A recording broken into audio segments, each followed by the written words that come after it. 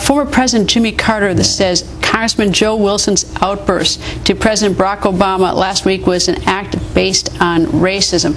And when we start now, we're a little bit into the whole question of race. Yeah, I was going to ask you because well, the one thing different between President Carter and myself is I know Joe Wilson.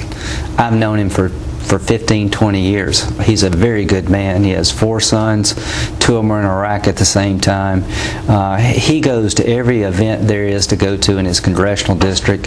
He has one of the best constituent service organizations. He's a conservative Republican. He's a good man. And to say that about someone you don't know and try to make something out of this that's not there.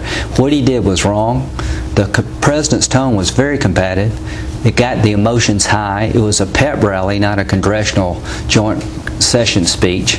And Joe overreacted and emotions got the best of him, and he quickly apologized. To say that Joe Wilson is a racist is absolutely unfair and fabricated.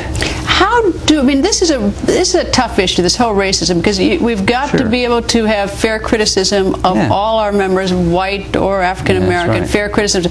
And yet, how do we know if it's born in racism or if it's born in passion or disagreement? Do you have any sort of, because this is, I mean, we ought to bear this one out on the table. I don't think you become, if you're a racist, it shows.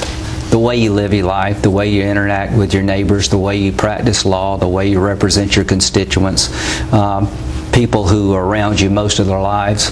Everybody says to a person that knows Joe, they're surprised because he's a pretty mild-mannered guy. It's just the way you live your life. You can't. But even others. I mean, even others. There have been other candidates who have been a little bit raw in terms of feeling that they have been the target of that.